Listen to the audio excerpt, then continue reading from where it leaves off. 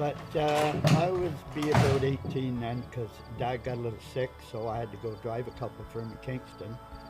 And I think I win with both of them. And then somebody else, the next week, somebody else put me on a couple, and then I got winning a few more. And then finally I tried tried Rideau, and I got beat pretty bad there, so with my own horse, so I went back to Kingston.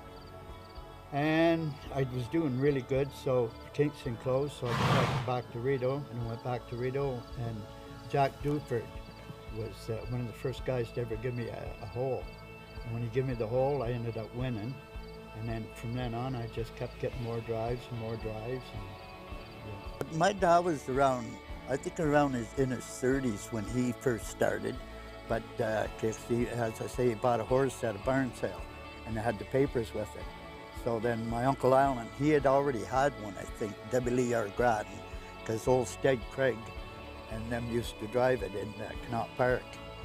But no, Dad, he was in love with it, my dad. He even, they had a wrecking knot in Brockville, and he stopped doing that, and he went right to the racehorses. Almost started a few times, but other than that, we were, yeah. But no, he loved his racing. He drove till he was, I think, 70. He drove his last race when he was around 70, I think, yep. But no, and he was always, he used to give me shit. Like, I remember the first couple of times I raced, like even on a pony, we were at Lansdowne Fair, and I turned around to see where the rest were coming. If the rest were coming, when I turned my pony, and she went right in through the cars and through the infield. And well, I got shit. But no, he said, you never look. He said, they'll come quick enough. He said, you never look behind, because there's always somebody coming, and they will get you quick enough. So I never really, I'll glance, so I can hear them, you know. Just you can always get beat. There's always somebody better, you know. It's like anything.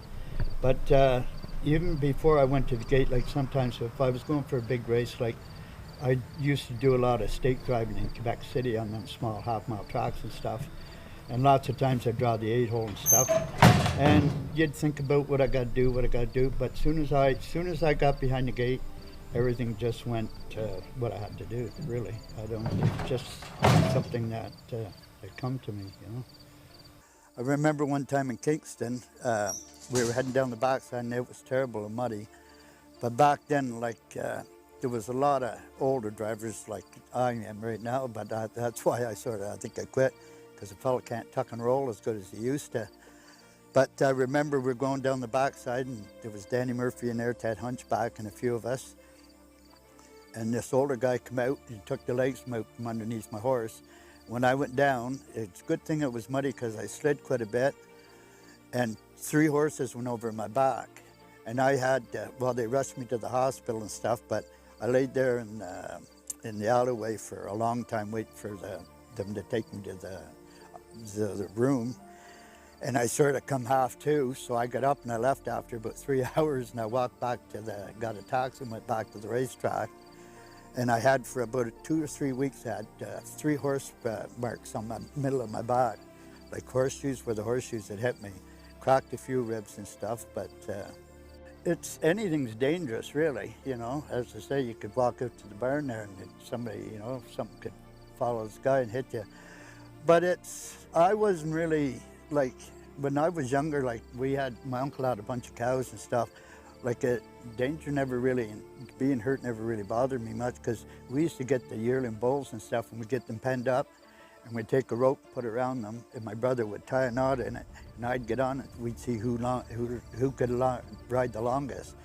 Or we'd get on a horse, like I never rode a saddle, I always rode bareback, you know, like, and we'd just, or maybe put a rope on the tail and just let it, just put a hook and toboggan to it, and away you go, you know, stuff like that. So being hurt, and like even like with the races, like when you're in the race, you never ever think about getting hurt, because if you do, you might better just get off and go home, because it'll happen just before you can even think about it.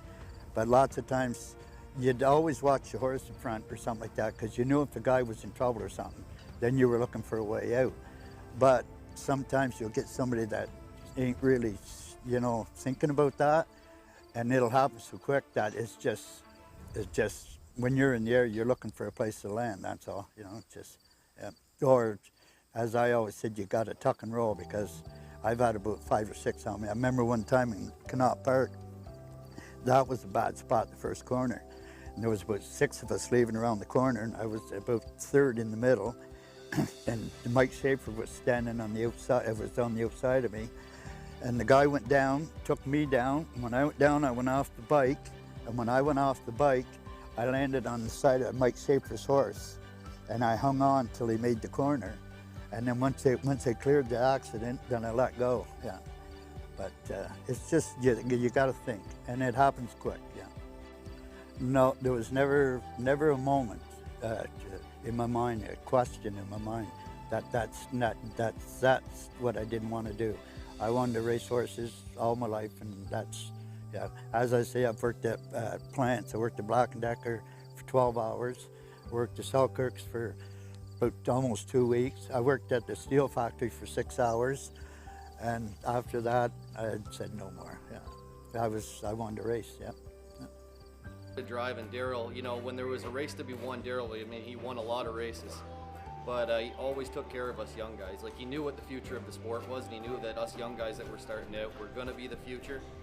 And he knew that in order for that to happen, you know, he couldn't go bullying us when he didn't need to on the track. So, you know, he was a real gentleman to drive against it. And you can ask any young guy or old guy that's drove at this track, you know, he was respectful, but he was still a winner. I think just Daryl's personality off the racetrack, he always made you feel good, whether you won or lost. He had a great attitude, great temperament, and he was a consummate professional on and off the racetrack. He put the butter and the bread on the table, just like everybody. A race is a race, you got no friend behind the gate. And Daryl was like that. But after the race was different. He had a lot of friends after the race. Daryl is Daryl, and won't have another one. I think his talent and his good nature will be what they'll remember most about him. I would just like to thank everybody, and just, I've had a hell of a ride, and I've enjoyed every minute of it, and I wouldn't change it for the world. Daryl Colville was patient, but knew when to be aggressive. He had balance and was always in control. He had great hands and could make split-second decisions advantageously. Daryl got the most out of the horse down the lane and seldom let a blistering pace cost him at the end of the mile. Unfortunately for all of us at Rideau Carleton, he is not immortal. The last chapter of his driving career has been written. What is left is his legacy, one of a fierce yet benevolent competitor, persevering many challenges and engraving his name in the memories of all who follow our sport for many generations to come.